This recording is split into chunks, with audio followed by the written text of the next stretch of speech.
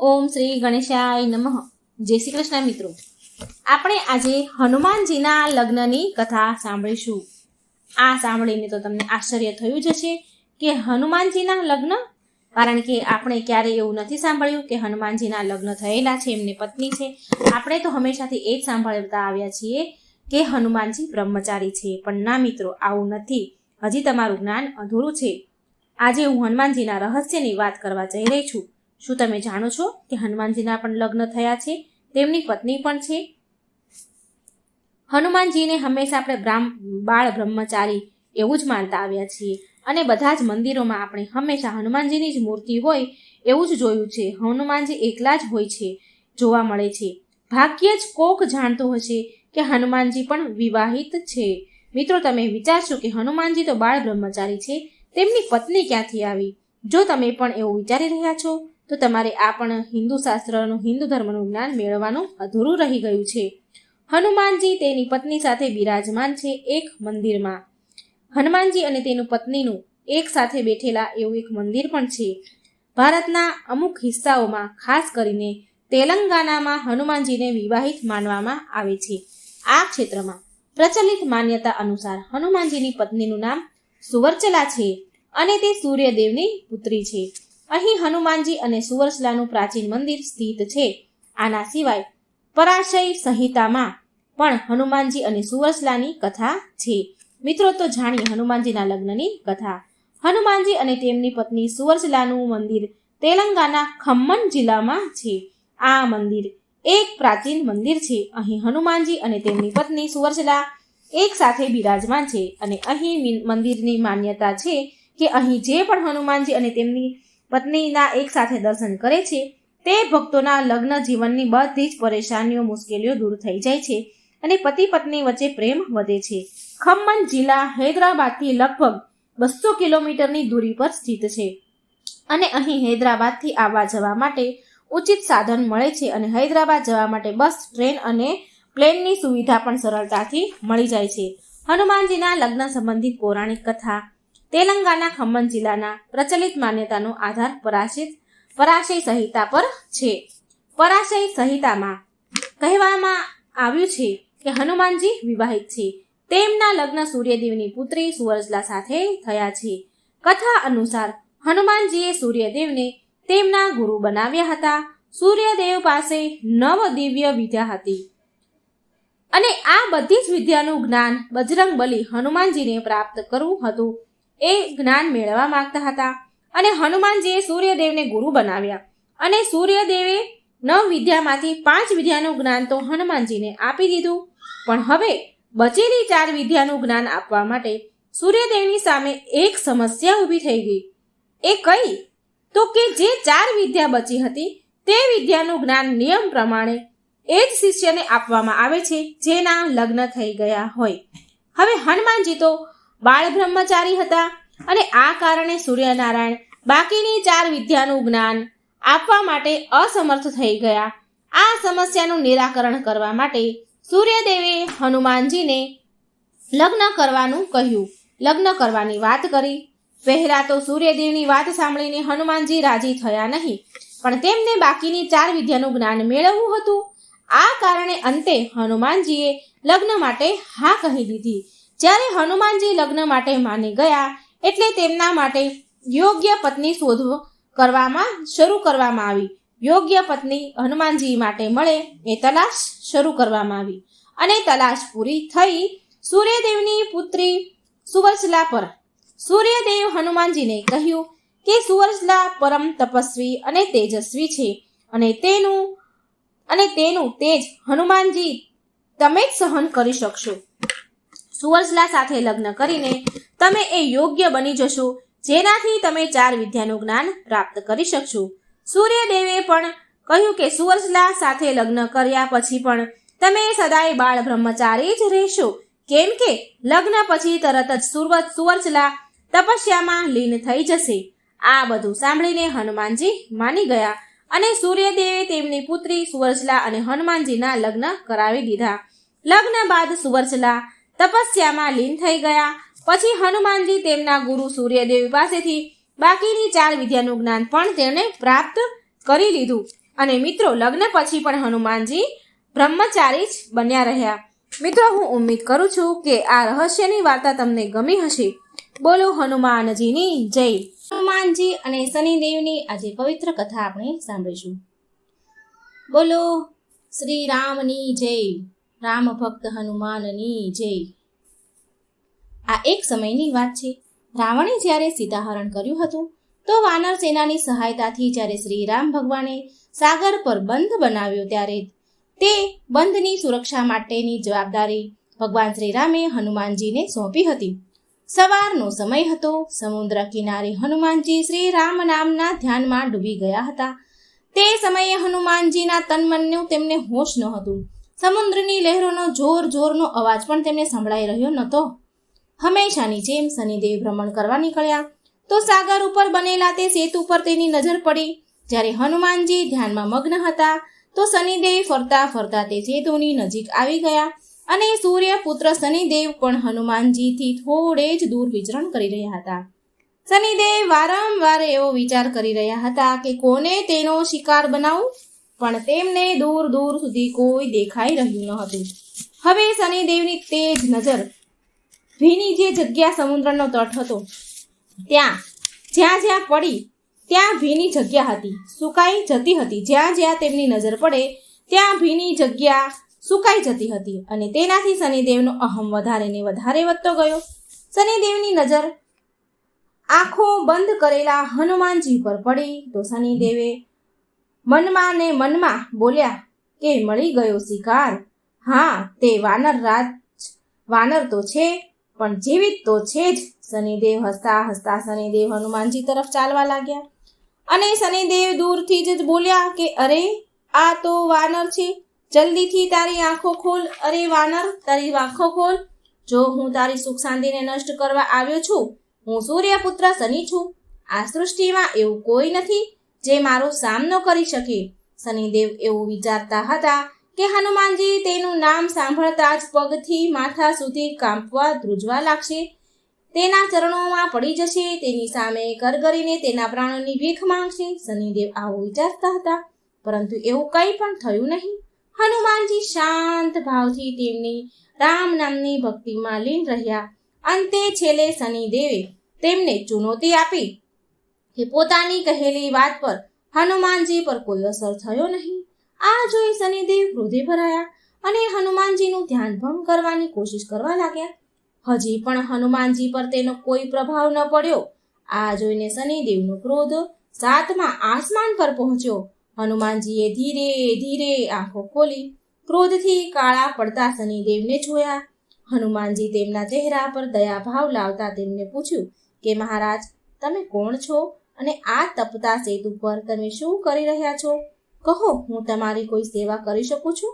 હનુમાનજીની વાત સાંભળીને શનિદેવ ગુસ્સેથી લાલ પીળા થઈ ગયા અને બોલ્યા કે એ મૂર્ખ વાનર, હું ત્રણેય લોકોને ભયભીત કરવા વાળો શનિ છું. જેની પણ રાશિ પર મારા પગ પડે તે પછી તે દેવ હોય કે રાક્ષસ હોય, ઇન્દ્ર હોય કે કુબેર હોય, બધા જ ધરાશાયી થઈ જાય છે. અને આજે હું તારી રાશિ પર આવી રહ્યો છું. જો તારામાં સાહસ હોય તો મને રોકીને બતાવ. આ સાંભળી હનુમાનજી હસીને બોલ્યા કે તમારા નાક પર તો ક્રોધ જલ્દી આવી જાય છે મહારાજ. હું એક વૃદ્ધ ગરડો વાનર અને તમે યુવાન સૂર્યપુત્ર. હું શું ખાઈને તમને રોકીશ? હું શું કામ તમને રોકું? માત્ર પ્રાર્થના જ કરી શકું છું કે વ્યર્થનો ક્રોધ છોડી દો. કોઈ બીજી જગ્યા પર જઈને તમારો પરાક્રમ બતાવો. નમ્રતાથી હનુમાનજી બોલ્યા, શનિદેવ, હું અત્યારે મારા આરાધ્ય શ્રી રામનું ધ્યાન કરી રહ્યો છું. કૃપા કરીને મારી શાંતિ ભંગ ન કરો. તમે મને શાંતિથી શ્રી રામની આરાધના કરવા દો. હનુમાનજીની આવી વાત સાંભળી શનિદેવ વધારે ને વધારે ભડક્યા. શનિદેવ એકદમ આગળ વધીને બોલ્યા કે જ્યારે કીડીનું મોત આવે છે ને તો તેની પાંખો નીકળી આવે છે અને હવે તારા પણ ખરાબ દિવસ નિશ્ચિત છે. આટલું કહીને શનિદેવ આગળ વધીને હનુમાનજીના બાવડા પકડી લીધા અને તેની તરફ ખેંચવા લાગ્યા. હનુમાનજીને લાગ્યું કે તેના બાવડા કોઈ સળગતી અગ્નિમાં મૂકી દીધા હોય. એક જ ઝટકામાં તેણે તેના બાવડા શનિદેવના હાથમાંથી છોડાવી દીધા. શનિદેવ વિકરાળ રૂપ ધારણ કરીને તેને હનુમાનજીનું બીજું બાવડું પકડવાનું વિચાર્યું. તો હનુમાનજીની ધીરજ પૂરી થઈ ગઈ. પછી હનુમાનજી ગરજીને બોલ્યા કે માની ગયો કે તારી દુષ્ટતાનો કોઈ અંત નથી. તારી જોડે તો હવે લડવું જ પડશે. અને પછી બસ હનુમાનજીએ શ્રીરામનું નામ લઈને તેમની પૂંછ આગળ વધારવાની શરૂ કરી દીધી. પૂંછડી આગળ વધારતા જતા અને શનિદેવને પૂંછડીમાં લપેટતા જતા હતા. શક્તિથી અજાણ શનિદેવને તેનો અહેસાસ ન થયો. અને જ્યાં સુધી અહેસાસ થયો ત્યાં સુધીમાં તો હનુમાનજી શનિદેવને તેની પૂંછડીમાં લપેટી ચૂક્યા હતા. શનિદેવ પૂરી શક્તિ લગાડીને હનુમાનજીની પૂંછડીને તોડવાની કોશિશ કરી રહ્યા હતા. અને હનુમાનજી શનિદેવની લાચારી જોઈ જોરથી હસી રહ્યા હતા. શનિદેવની અક્કડ હજી સુધી ગઈ ન હતી અને શનિદેવ બૂમો પાડીને બોલ્યા કે તું તો શું, તારા શ્રી રામ પણ મારું કંઈ બગાડી નહીં શકે. તું જોતો જા હું તારી શું દશા કરું છું. શ્રી રામ વિશે આવા શબ્દ બોલતા શનિદેવ પર હનુમાનજી વધારે કઠોર બની ગયા. હનુમાનજીએ ઉછળીને સમુદ્રના તટ પર દોડવાનું શરૂ કરી દીધું. હનુમાનજીની લાંબી પૂંછડી કેટલી પથ્થરોની શિલાઓને ટકરાવીને જઈ રહી હતી. ઘણીવાર કાંટાવાળી ઝાડીઓમાં ભટકાઈ જતા હતા. પૂંછડીમાં લપેટાયેલા શનિદેવનો હાલ બેહાલ થઈ ગયો. તેમના કપડાં ફાટી ગયા અને આખા શરીર પર વાગીને બધે ઢીમચા અને લોહી નીકળી ગયું. હવે શનિદેવ પથ્થરો સાથે ભટકાઈને અધ મરેલા જેવા થઈ ગયા. હનુમાનજી સમુદ્રના ચક્કર પર ચક્કર લગાવી રહ્યા છે. હનુમાનજીના તો ક્યાંય ઊભા રહ્યા નહીં અને તેમણે પાછું વળીને શનિદેવ તરફ જોયું પણ નહીં. થોડે વાર પછી હનુમાનજીએ પાછું વળીને જોયું તો શનિદેવ લોહી લુહાણ થઈ ગયા હતા. લોહી લુહાણ થયેલા ઢીલા અવાજમાં સૂર્યદેવને પોકાર્યા. મનમાં કેટલાય દેવી દેવતાઓને સ્મરણ કરવા લાગ્યા શનિદેવ, પણ ક્યાંયથી તેને સહાયતા મળી નહીં. અને મળે પણ કેવી રીતે? શનિદેવે ક્યારેય કોઈનું ભલું કર્યું હોય તો ને કોઈ તેની તરફથી બોલે ને કે મદદ કરે ને. ત્યારે શનિદેવને તેની ભૂલનો પછતાવો થયો કે તેમણે હનુમાનજીને ચુનૌતી આપીને બહુ મોટી ભૂલ કરી દીધી છે. અંતે નરમ અવાજમાં શનિદેવ હનુમાનજીને પોકારતા બોલ્યા કે દયા કરો વાનરરાજ, મને મારા કર્યાનું ફળ મળી ગયું છે. મારા પ્રાણ ન લો. હું વચન આપું છું કે ભવિષ્યમાં હું તમારી છાયાથી પણ દૂર રહીશ. શનિદેવ તેની ભૂલની માફી માંગવા લાગ્યા. હનુમાનજીએ શનિદેવને એકવાર વધારે જોરમાં જમીન પર પછાડ્યા અને બોલ્યા કે માત્ર મારી છાયાથી જ નહીં પણ મારા ભક્તોની છાયાથી પણ દૂર રહેજો. જલ્દીથી હા બોલો, નહીં તો એકવાર હજી પછાડું છું. શનિદેવ ફફડતા બોલ્યા ઠીક છે વાનરરાજ હનુમાનજી, તમારા ભક્તો તો શું, પણ જેના મોઢામાંથી તમારું નામ પણ નીકળશે ને તો હું તેની પાસે પણ નહીં ભટકું. મહેરબાની કરીને મને છોડી દો. શનિદેવની વાત સાંભળીને હનુમાનજીનો ક્રોધ શાંત થઈ ગયો.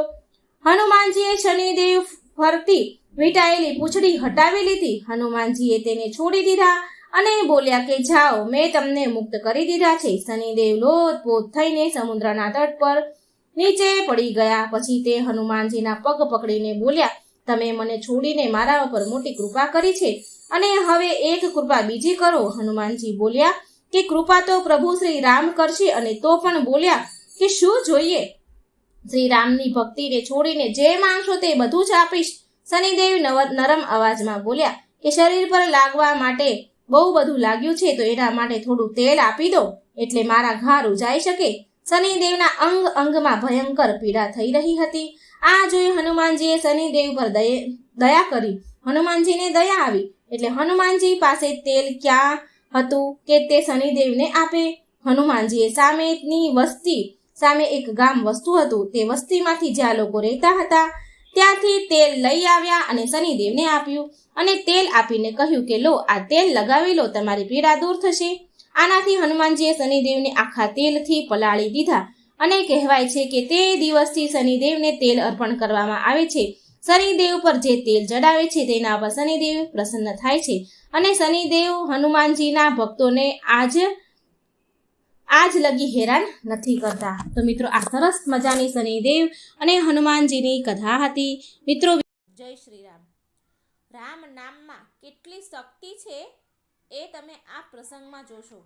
પ્રભુ શ્રી રામ પણ એના નામથી ખુદ એકવાર હેરાન રહી ગયા હતા. એ કેવી રીતે, એ પ્રસંગ શું છે, તો આપણે આજે એ સાંભળીએ. રામ, એકવાર આ નામ લઈને તો જુઓ. આ નામમાં કેટલી શક્તિ છે. આ નામમાં પણ, આ નામ લઈને ભગવાન પણ, આ રામ પણ બહુ ચિંતામાં પડી ગયા. બહુ અદ્ભુત અનેરો પ્રસંગ છે, ધ્યાનથી સાંભળજો. રામ ભગવાનના સમયની આ વાત છે, જ્યારે સીતા હરણ થયું હતું ત્યારે ભગવાન માતા સીતાને શોધમાં નીકળ્યા હતા. ત્યારે ભગવાન રામ તેની સેના લઈને સમુદ્ર તટ પર પહોંચ્યા. ત્યારે ત્યાં રામ સેતુ બનાવવાની જોરશોરમાં તૈયારીઓ ચાલી રહી હતી. સમુદ્ર ઉપર સેતુ બનતો હતો. વાનર સેના સેતુ બનાવવાના કામમાં લાગી. બધા જ પથ્થરો ઉપર લખી રહ્યા હતા, રામ રામ રામ. એક એક પથ્થર ઉપર રામ ભગવાનનું નામ લખી રહ્યા હતા. અને એ રામ નામના લખેલા એક એક પથ્થરને સમુદ્રમાં ફેંકી રહ્યા હતા, તો એ પથ્થર તરવા લાગ્યા. પ્રભુ રામ પણ આ બધું જ જોઈ રહ્યા હતા કે આ બધા જ કેટલી મહેનત કરી રહ્યા છે અને મારું નામ લખીને પથ્થર પર સમુદ્રમાં ફેંકે છે અને એ પથ્થર તરવા લાગે છે. તો પ્રભુ રામે એમ વિચાર્યું કે ચાલ, હું પણ એક પથ્થર પર મારું નામ લખું અને એ પથ્થરને સમુદ્રમાં ફેંકું. અને પ્રભુ રામે આમ વિચાર કરી હાથમાં એક પથ્થર લીધો અને એના ઉપર રામ લખ્યું અને થોડે દૂર ગયા. એ એટલા માટે દૂર ગયા કે આ જોઈને કોઈનો જોઈ ન લે, ભગવાન શ્રી રામને કોઈ આવું કરતા જોઈ ન લે. એટલે જ્યાં સેતુ બનતો હતો, જ્યાં વાનર સેના આ કામ કરી રહી હતી, તો એનાથી થોડે દૂર ભગવાન શ્રી રામ ગયા, જેથી એને કોઈ જોઈ ન લે. અને પ્રભુ શ્રી રામને શંકા હતી કે જો હું આ પથ્થર ફેંકું અને આ પથ્થર ડૂબી જશે તો બધાનો જ વિશ્વાસ તૂટી જશે. માટે બીજી બાજુ થોડે દૂર ત્યાંથી ચાલ્યા ગયા. પરંતુ હનુમાનજીની નજર તો હંમેશા શ્રી રામ પર રહે, કેમ કે શ્રી રામ ભગવાનના લીધે જ તેમના શ્વાસ ચાલી રહ્યા હતા. હનુમાનજીના એક એક ક્ષણ પણ આમ તેમ જોતા નહીં, એક એક ક્ષણ પ્રભુ પર નજર રાખે. તે બસ ભગવાન રામને જ જોતા રહે. તે ક્યારેય શ્રી રામને છોડતા જ નહીં. હનુમાનજીના શ્વાસમાં રામ રામ રામ જ ચાલતું હતું. હનુમાનજી આજે પણ જ્યારે રામનું નામ આપણે લઈએ છીએ તો એ આપણી સાથે જ હોય છે. તો હનુમાનજી જોઈ રહ્યા છે કે રામ ભગવાન શું કરે છે. રામજી ત્યાંથી થોડે દૂર ગયા તો હનુમાનજી છુપાઈને શ્રી રામ પાછળ ગયા. અને ભગવાન શ્રી રામે એ રામ નામ લખેલો પથ્થર પાણીમાં ફેંક્યો અને એ પથ્થર ડૂબી ગયો. હવે એ પથ્થર પાણીમાં ડૂબી ગયો તો શ્રી રામ ભગવાન પ્રભુ બહુ ચિંતામાં પડી ગયા, હેરાન પરેશાન થઈ ગયા અને વિચારવા લાગ્યા, આ વાત તો હું કોઈને નહીં કહું, કારણ કે એ પથ્થર ડૂબી ગયો. જો આ વાત કોઈને કહે તો કોઈનો વિશ્વાસ તૂટે. માટે ભગવાન કહે કે આ વાત તો મનમાં ને મનમાં વિચારે કે હું કોઈને નહીં કહું. જો આ ઘટના કોઈ જોઈ લે તો બધાનો જ વિશ્વાસ તૂટી જાત. પણ આ પથ્થર મારા હાથેથી કેમ ડૂબી ગયો? આવું મનોમંથન ભગવાનના મનમાં ચાલી રહ્યું હતું. અને ભગવાન શ્રી રામને ચિંતામાં જોઈને હનુમાનજી તેમની સામે આવ્યા. ભગવાનને ચિંતામાં જોઈને હનુમાનજીથી રહેવાયું નહીં. અને હનુમાનજી પહોંચ્યા રામ ભગવાન પાસે અને બોલ્યા, પ્રભુ, મેં તમને જોઈ લીધા છે પાણીમાં પથ્થર ફેંકતા. હનુમાનજીને જોઈને ભગવાન શ્રી રામને ચિંતા થવા લાગી, ચિંતામાં પડી ગયા. એટલે હનુમાનજી બોલ્યા, પ્રભુ, ચિંતા કરવાની કોઈ જરૂરત નથી. પ્રભુ, માત્ર તમારું નામ લેવાથી, રામ નામ લેવાથી ભવસાગર પાર થઈ જવાય છે. પણ તમે એ પથ્થરને છોડી દીધો પ્રભુ. જે તમને પકડી લે છે એ ભવસાગર તરી જાય છે. તેના બધા જ કામ પૂરા થાય છે. અને જેને તમે જેને છોડી દેશો તો પછી એની શું હાલત થશે પ્રભુ? તે તો ડૂબી જ જશે ને. એ પથ્થર એટલા માટે ડૂબી ગયો કે પ્રભુ એ પથ્થરને તમે છોડી દીધો. પ્રભુ, તમે જેને છોડી દેશો તે તો ડૂબી જ જશે. માટે એ પથ્થર ડૂબી ગયો. પ્રભુ, તમે જ તો સર્વેશ્વર છો, તમે જ પરમેશ્વર છો, તમે જ બધું જ છો. તમને છોડીને તમારી છાયા વગર કોઈ ક્યાં જશે? આ સાંભળીને પ્રભુ શ્રી રામને જવાબ મળી ગયો એમનો. આ સાંભળી પ્રભુ શ્રી રામે હનુમાનજીને ગળે લગાડી લીધા. ભગવાન શ્રી રામ હનુમાનજીને બહુ પ્રેમ કરતા હતા અને હનુમાનજી રામજીને. અને આજે પણ જ્યાં જ્યાં રામકથા થાય છે ત્યાં હનુમાનજી ત્યાં અવશ્ય હોય છે. જ્યાં રામનું નામ લેવાય છે તો હનુમાનજી પણ ત્યાં હોય છે. આપણે રામજીના જીવનકાળથી બહુ બધું શીખવું જોઈએ. રામ ભગવાન તેના રામ અવતારમાં આપણને જીવન જીવવાનું શીખવી ગયા છે. માટે તેમણે અવતાર લીધો હતો, 14 વર્ષનો વનવાસ ભોગવ્યો, તેમના પિતાના વચનને નિભાવ્યું. તમે વિચાર કરો જરા કે વનવાસ જઈ રહ્યા હતા ત્યારે તેમને ખબર મળી કે તેમના પિતા રાજાજીનું મૃત્યુ થયું છે, તે સ્વર્ગ સિધાવ્યા છે. તો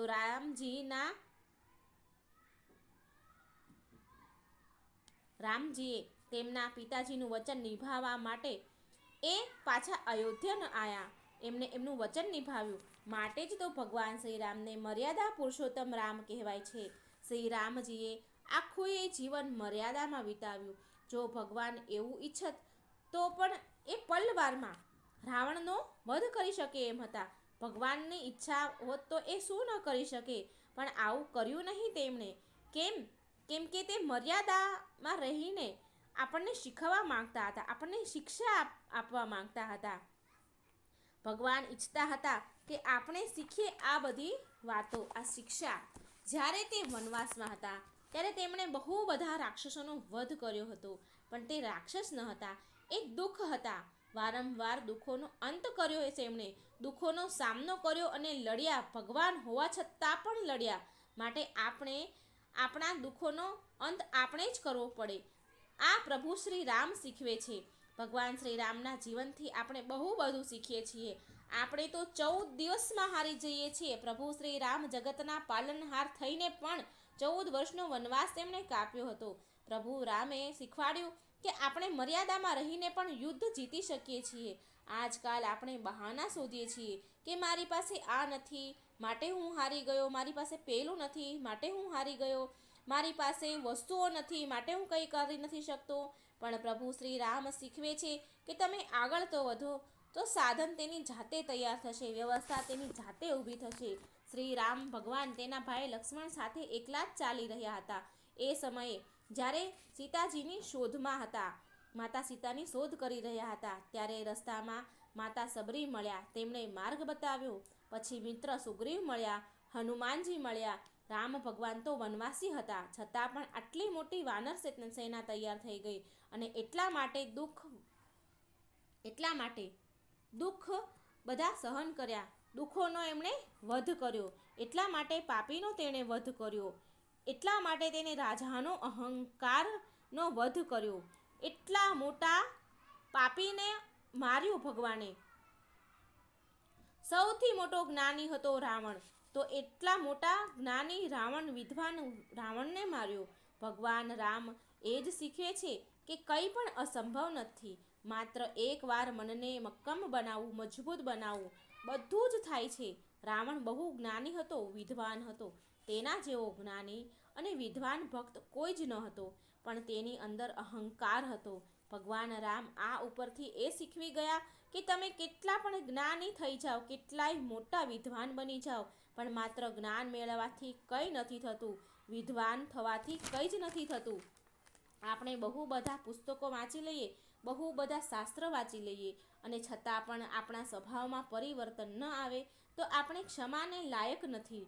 આપણે રોજ પૂજા પાઠ કરીએ છીએ, ભગવાનનું નામ જપીએ છીએ.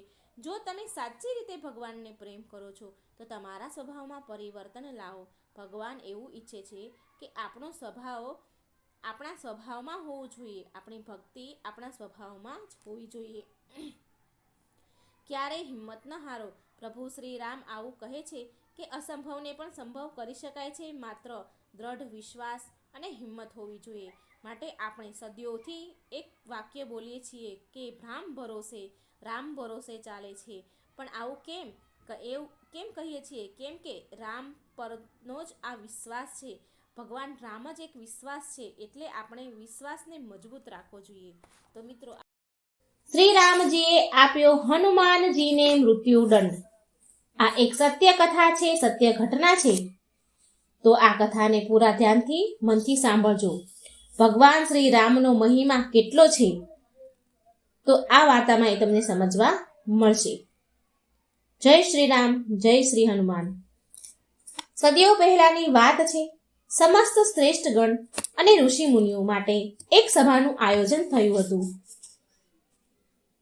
તે સભામાં મહર્ષિ વશિષ્ઠ, મહર્ષિ વિશ્વામિત્ર અને નારદજી જેવા મહાન વિદ્વાનોનો સમાવેશ હતો. આ બધા જ આપસમાં, આ બધા વિદ્વાનો અંદરો અંદર એક વાતની ચર્ચા કરી રહ્યા હતા કે ભગવાન રામનું નામ તો સ્વયં ભગવાન રામના અસ્તિત્વ કરતાં પણ મોટું છે. અને આ સભામાં રામજીના પરમ ભક્ત હનુમાનજી પણ ઉપસ્થિત હતા. અને હનુમાનજી આ બધાની જ વાતો બહુ ધ્યાનથી, શાંતિથી સાંભળી રહ્યા હતા. તેવામાં નારદજીનું ધ્યાન પડ્યું હનુમાનજી પર, અને તેને ધ્યાનથી જોઈને મનમાં ને મનમાં કંઈક વિચારી રહ્યા હતા. નારદજી મનમાં વિચાર કરે છે કે રામનું નામ તો સ્વયં રામ ભગવાન કરતા, એનું અસ્તિત્વ કરતાં પણ મોટું છે, અને આ વાતને તો હું સાબિત કરીને જ રહીશ. અને તે હનુમાનજી તરફ જોઈને મનમાં એક યોજના બનાવે છે. અને એટલામાં સભા પૂરી થાય છે. થોડી વાર સભા પૂરી થયા એટલે ત્યાંથી બધા જવા માટે પોતપોતાના સ્થાનેથી ઊભા થયા. એટલે હનુમાનજી બધાને 2 હાથ જોડીને અભિનંદન કરે છે, અને તે પણ તેના સ્થાન પરથી ઊભા થઈ ગયા. એટલે નારદજી હનુમાનજી પાસે આવીને અને તેમની પાસે આવીને કહે છે, નારાયણ નારાયણ. શું વાત છે હનુમાનજી, તમે બધા જ ઋષિગણોને કેટલો સત્કાર આપો છો, કેટલો આદર સત્કાર કરો છો. હવે સભા જેવી સમાપ્ત થઈ, તમે તેવા જ ઊભા થઈ ગયા અને બધા જ ઋષિગણોને અભિનંદન કરવા માટે ઊભા થયા. પણ તમને શું એક વાત અટપટી અને અજીબ નથી લાગતી? એટલે હનુમાનજી નારદજીને કહે છે, કઈ વાત દેવર્ષિ નારદ? તમે સ્પષ્ટ શબ્દોમાં મને કહો, તમે કહેવા શું માંગો છો? એટલે નારદ મુનિ બોલ્યા, ઋષિ વિશ્વામિત્ર તો એક રાજા છે, અને રાજાનું ઋષિના રૂપમાં અભિનંદન કેવું? એમને અભિનંદન કેમ કરવાના? મને તો આ વાત ઠીક નથી લાગતી હનુમાનજી. એટલે હનુમાનજી મનમાં ને મનમાં નારદજીની વાત બહુ સારી રીતે સમજી ગયા કે તે શું કહેવા માંગે છે. એટલે જ્યારે બધા ઋષિગણો તે સભામાંથી ઊભા થઈને બહાર જવા માટે રવાના થયા, તો હનુમાનજીએ બધાને જ હાથ જોડીને અભિનંદન કરે છે. પણ જ્યારે ઋષિ વિશ્વામિત્ર તેમની પાસેથી નીકળ્યા, તો હનુમાનજીએ વિશ્વામિત્રજીને અભિનંદન ન કર્યા. અને વિશ્વામિત્રએ આ જોયું કે હનુમાનજીએ બધા ઋષિગણોને અભિનંદન કર્યા, પણ તેના જવાબ પર તે જ્યાંથી નીકળ્યા, તો એની પાસેથી નીકળવા છતાં પણ તેને અભિનંદન ન કર્યા. સભાની બહાર આવ્યા તો તેમને અભિનંદન ન પાઠવ્યા. એટલે વિશ્વામિત્રજીને એનું અપમાન લાગ્યું કે આ તો મારું અપમાન છે. તેમને થયું કે હનુમાનજીએ મારું અપમાન કર્યું, તો તેમને હનુમાનજી પર બહુ જ ક્રોધ આવ્યો, બહુ ગુસ્સો આવ્યો. અને વિશ્વામિત્રજી બૂમો પાડતા પાડતા ભગવાન શ્રી રામ પાસે ગયા. કારણ કે વિશ્વામિત્ર ભગવાન શ્રી રામના ગુરુ હતા. તેમની સાથે આ વાતની ચર્ચા કરવા ગયા જે હનુમાનજીએ કર્યું. વિશ્વામિત્રજી રામ ભગવાનને કહે છે કે હનુમાને જ્યારે સભા પૂરી થઈ ત્યારે સમસ્ત ઋષિગણોની સભામાંથી પ્રસ્થાન થવા નીકળ્યા, તો તેમણે બધા ઋષિ મુનિઓને અભિનંદન કર્યા. અને જ્યારે હું ત્યાંથી નીકળ્યો, એની બાજુમાંથી નીકળ્યો, તો મને અભિનંદન, મને પ્રણામ ન કર્યા. હનુમાનજીએ જાણી જોઈને મને નજર અંદાજ કરી દીધો છે. તો આ વાતનો દંડ તો હનુમાનજીને મળવો જ જોઈએ. હવે ઋષિ વિશ્વામિત્ર ભગવાન રામના ગુરુ હતા, અને આ બાજુ હનુમાનજી તેમના પ્રિય ભક્ત હતા. આ બંને તેમના માટે બહુ જ મહત્વપૂર્ણ હતા. પણ આ સંસારમાં તો ગુરુનું સ્થાન બધા કરતા ઊંચું હોય છે. માટે રામ ભગવાન વિશ્વામિત્રના શબ્દોની અવગણના ન કરી શકે. રામ ભગવાન તો મૂંઝવણમાં પડી ગયા. તે આ વિશે ઘણો વિચાર કરે છે અને પછી સમજીને વિચારે છે.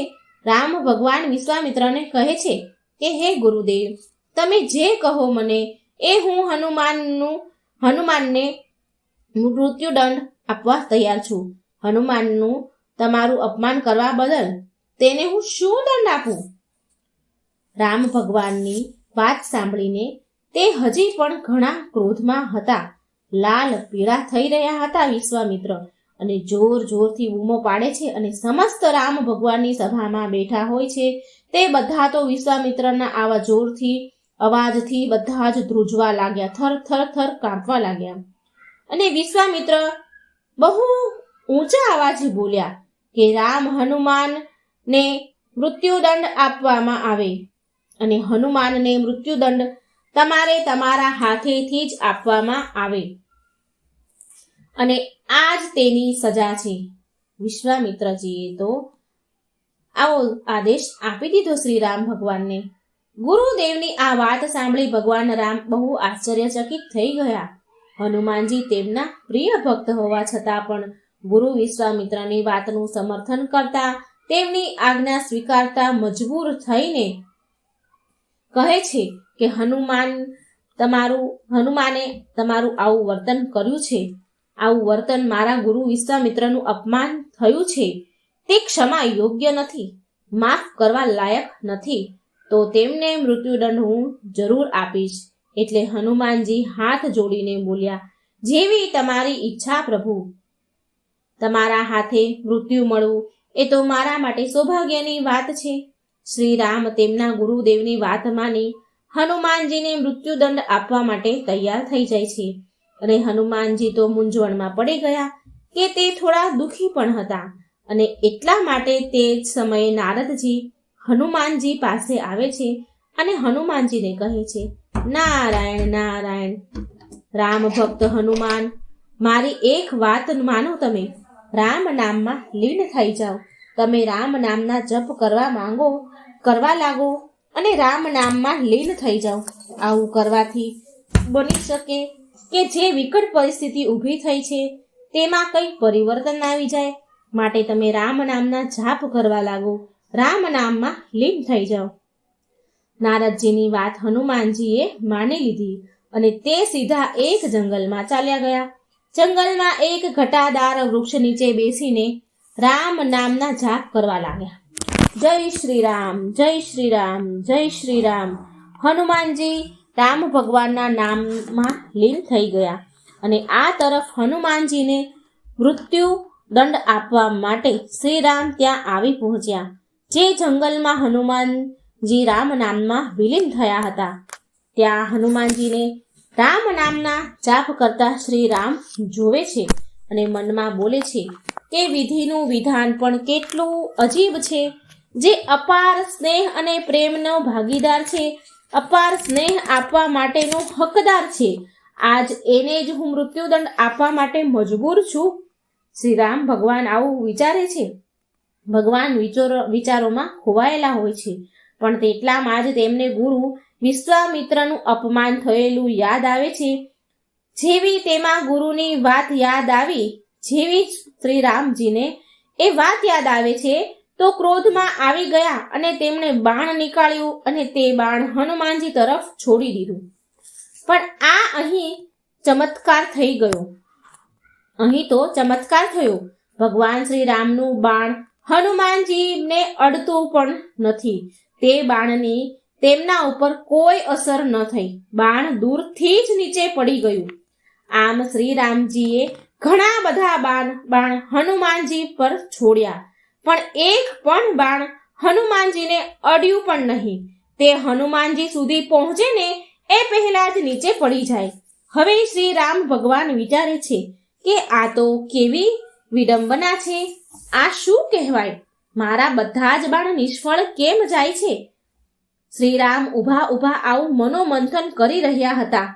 આ તરફ હનુમાનજી રામ નામના જાપ કરે છે. જય શ્રી રામ, જય શ્રી રામ, જય શ્રી રામ. એટલે જાપ કરતા જાય છે. રામ નામમાં વિલીન થઈ ગયા હતા તેમને તો આ વાતની ખબર પણ નહોતી કે ભગવાન શ્રી રામ તેમને મૃત્યુદંડ આપવા માટે બાણ છોડી રહ્યા છે.